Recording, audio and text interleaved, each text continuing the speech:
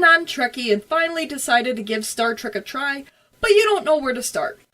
Or maybe you're a longtime Trekkie and want to recommend a Star Trek show to a family member or friend, but you don't know which one to recommend. Or maybe you're a longtime Trekkie and haven't watched all the shows.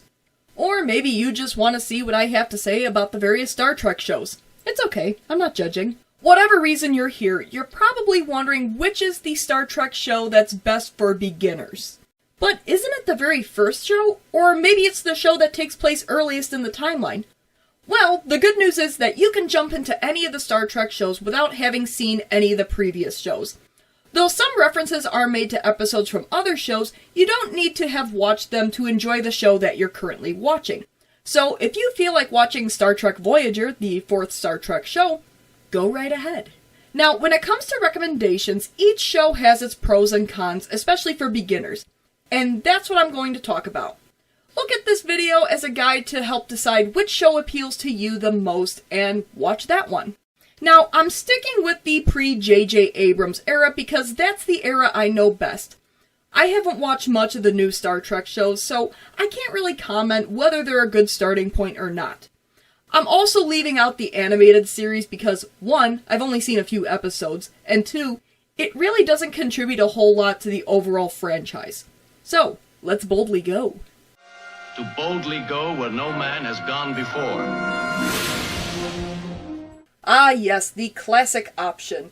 The Adventures of Captain Kirk, Mr. Spock, Dr. McCoy, Scotty, Uhura, Sulu, Chekhov. Classic. Now, the original series was the first show by release date, but it's not the earliest in the Star Trek timeline. That spot was filled by Star Trek Enterprise in the early 2000s. It's the whole Star Wars conundrum. Do I watch the original trilogy first, which is technically the middle of the story, or do I watch the prequels, which happened first in the timeline? The correct answer is the original trilogy. You can't convince me otherwise. Hello there. Hello there. But back to Star Trek. The original series is Roddenberry in its purest form. Star Trek creator Gene Roddenberry's vision of what the future could be like. Humanity worked out its issues and started exploring the galaxy. There's no more conflict between people anymore, but rather conflict with other aliens who exhibit the problems that people in the 1960s were going through, making the original Star Trek both relatable with real-world problems while still maintaining that optimistic view of the future. So, what are the pros of watching the original Star Trek show? For one thing, you're starting at the very beginning of the franchise. Many fans started out with this show, so you can't go wrong starting at the beginning. All the other Star Trek shows sprung out of this show, and references are made back to this show, yes, even in Enterprise. So starting with the original series is a great foundation for getting into the other Star Trek shows. Another point in favor of starting with the original series is that it's delightfully campy and fun. Sure, it's cheesy sometimes, but you know what? That adds to the experience. This show has some fun comedic episodes, for example, I Mud with Harry Mudd and a bunch of androids, as well as a favorite of mine, The Trouble with Tribbles. As I've touched on before, the original series is Gene Roddenberry's vision in its purest form. It's not influenced by any of the other shows, it doesn't have a specific canon it has to follow, it's just storytelling, and it's Gene Roddenberry telling the stories he wants to tell. Granted, he was still reeled in by other people, but it was still largely his vision. In short, it's Star Trek in its most creative phase. Additionally, and this can be said for some of the other Star Trek shows, it's episodic, so you can easily jump around between the seasons and different episodes. Now, what are some of the flaws of the original series? And full disclosure, this is probably my least favorite Star Trek show, but it's not because it's bad by any stretch of the imagination. It's just, I think the other Star Trek shows are better. For one thing, the original series really feels dated. Now, I know some people will debate me on this, but to me, the show feels very 60s. Right, brother. Man found out what he had to do. The sets feel like they're part of a TV set. The special effects, while cutting edge for the time, didn't age all that well by today's standards. The show feels like it came out of the 60s. Now, along that line of thought, sometimes the original series can really smack you over the head with the social commentary. Social commentary does exist in the other Star Trek shows, but the other shows handle it much more delicately and artfully. The original series is hardly subtle. It does serve as a time capsule for the 60s, and from a historical standpoint, it's interesting to see what current events influenced the story. But if you weren't alive at the time, there's a lot of the social commentary that'll go right over your head. Now, I have to be honest here, there are a lot of dud episodes, or at the very least, very meh episodes in the original series. I think this Futurama quote sums it up perfectly. 1966, 79 episodes, about 30 good ones. There are some really good episodes in this show, like Trouble with Tribbles, or City on the Edge of Forever, or even Balance of Terror. There are some good episodes in this show, but there are a lot of episodes that just aren't very good, especially in Season 3, which was a very strange season. Despite its faults, you can't go wrong starting with the original series. It's the classic first show option, and if you're a purist, this is the way to go. Risk. Risk is our business. That's what the Starship is all about. To boldly go where no one has gone before. Star Trek The Next Generation, the first of the modern Star Trek shows. This one's a favorite among fans, and for many years, it was a favorite of mine as well. A lot of people grew up watching this one in the late 80s and early 90s, much in the same way that some fans grew up watching the original series. Star Trek The Next Generation is one of the most successful Star Trek shows. 7 seasons, 4 movies. That's pretty good for a show that came out of a 1960s show that would have been forgotten if it wasn't for its devoted fan base. Following in the footsteps of the original series, the Next Generation's characters are just as iconic as its predecessors. Though I will say there is a much wider focus on a bigger cast as opposed to the original series, mostly focusing on Kirk, Spock, and McCoy. There are Geordi-centric episodes, there are Deanna Troi-centric episodes, there are Data-centric episodes, Worf-centric episodes, heck, there are even Wesley-centric episodes, for better or worse. Now, what makes The Next Generation a good show, especially a good show for newcomers? For one thing, it holds up pretty well. Never mind Season 1. It never happened. Despite the fact that it was made over 30 years ago, it doesn't feel dated. The special effects still hold up pretty well, and the music has an orchestral feel, making it feel timeless. Well, outside the first couple of seasons. They really leaned in on those 80s synthesizers early on. I'm transferring command to the battle bridge. I would be remiss to talk about Star Trek The Next Generation and not bring up the great philosophical and well-written stories. There's a lot of classic episodes like The Best of Both Worlds, Family, The Inner Light, among so many others. In fact, I have a top 10 Next Generation episodes list. You should check it out.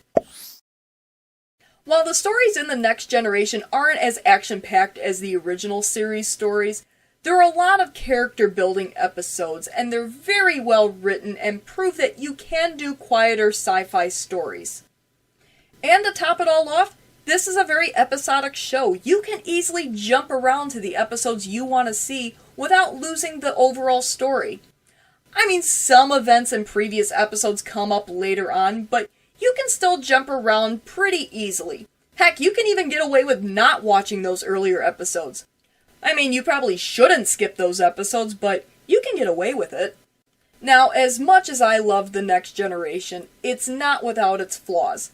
For one thing, the show really doesn't pick up until its 3rd season, but at the same time, you have to cut it some slack because it's the first modern Star Trek show. They were still figuring things out, what worked and what didn't. However, that first season really is terrible. In fact, I would say some of the worst episodes in the show are in Season 1. A lot of the episodes were recycled plots from the original series, and the whole show just feels like an 80s version of the original series. Even the actors are pretty stiff early on and don't really sink into the characters until at least a year into the show. But seriously, don't give up if you don't like Season 1. Almost nobody does. But you know what? Because of the episodic nature of this show, you can entirely skip that first season. Now, one last thing I want to mention about The Next Generation is that when it's good, It's amazing, some of the best material in Star Trek. But when it's bad, it's particularly notorious. But you know what? You gotta take the high points with the low.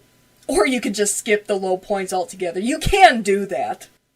But honestly, The Next Generation is a wonderful starting point for anybody new to Star Trek. It has its bad moments, but there's so much good to be had here.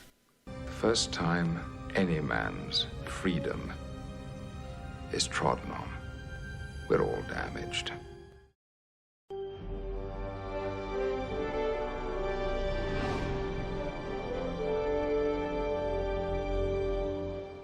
This one's a personal favorite of mine.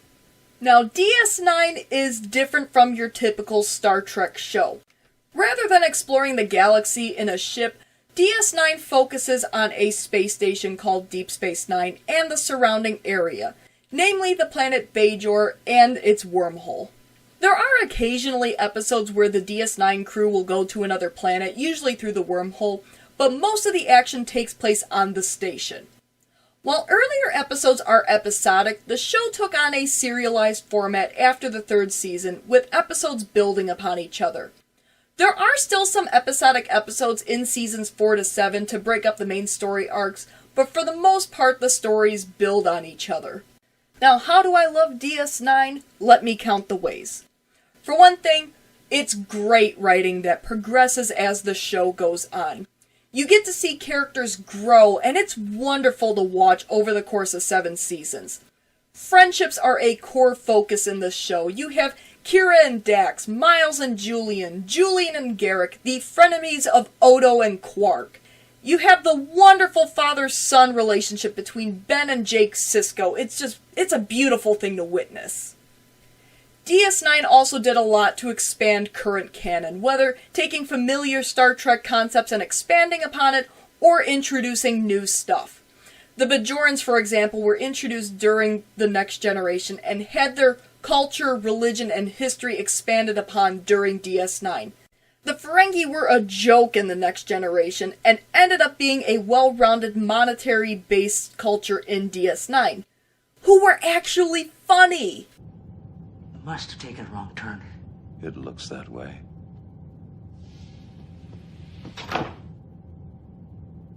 The other thing about DS9 is that it's pretty consistently good. Sure, some seasons are better than others, but they're all very good and very watchable. In fact, I would say DS9's first season is the strongest first season of all the Star Trek shows.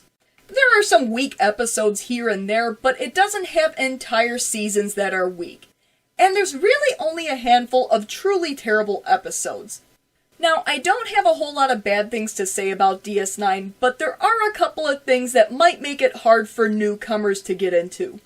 For one thing, it's serialized. And before you say anything, yes, DS9 handled the serialized format extremely well. However, this makes it hard for newcomers to jump around. You really have to start at the beginning of the show and work your way through 7 seasons. It's different from the usual Star Trek formula, but man does it work. Now, what I didn't like with DS9 was that they had episodes surrounding the Mirror Universe and Section 31. I was never a Mirror Universe fan, and I feel like it should have just stayed in the one original series episode. DS9 has about 5 Mirror Universe episodes, and in my opinion, that was 5 too many. Same thing with Section 31. It should have just stayed in the one episode called Inquisition. DS9 may not be the easiest Star Trek show to get into as a first Star Trek show because of its serialized nature. But it's still one of the best shows in the franchise with the high quality writing and great characters. If you don't have a problem with the serialized format, definitely check out DS9. You won't regret it. You look out the window of Starfleet headquarters and you see paradise. Well, it's easy to be a saint in paradise, but the Maquis do not live in paradise.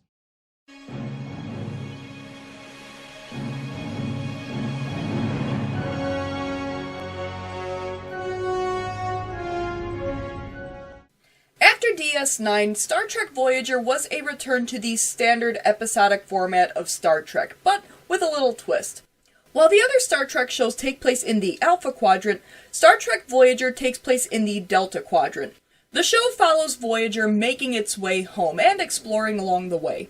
In a way, it's one part Star Trek, one part classic Battlestar Galactica. A ragtag fugitive fleet on a lonely quest. A shining planet known as Earth. We're alone. In an uncharted part of the galaxy. Somewhere. Along this journey.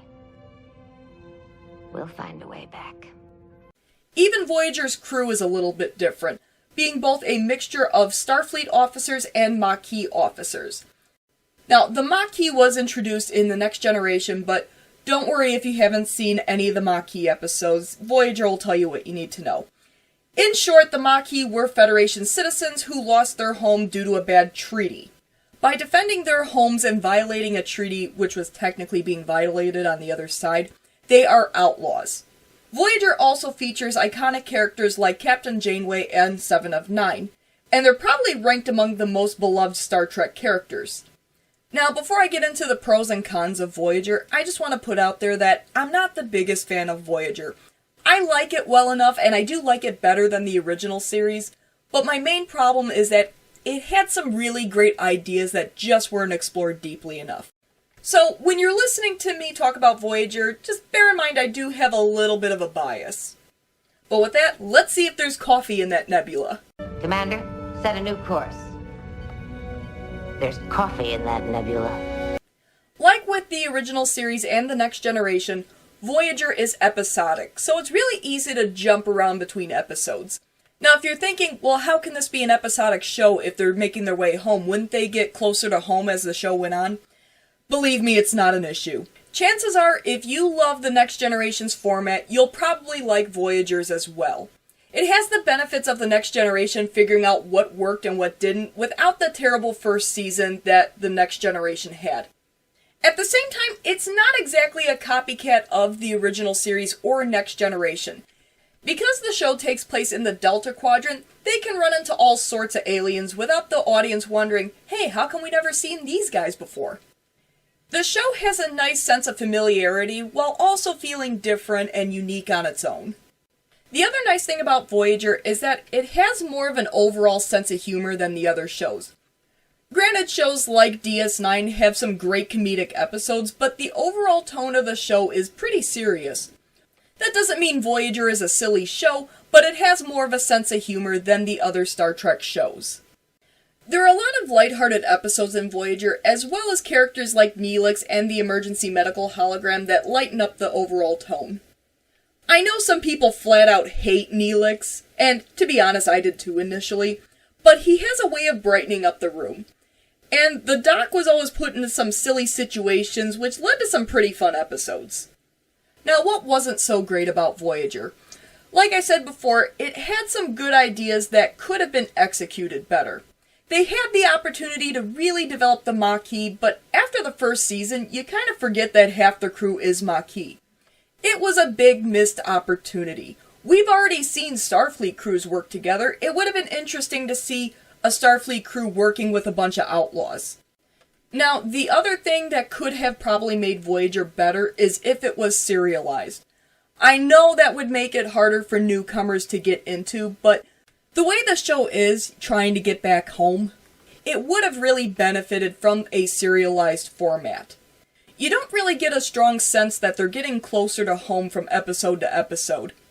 It's not a major gripe, it's just something that, yeah, the show could have been better here.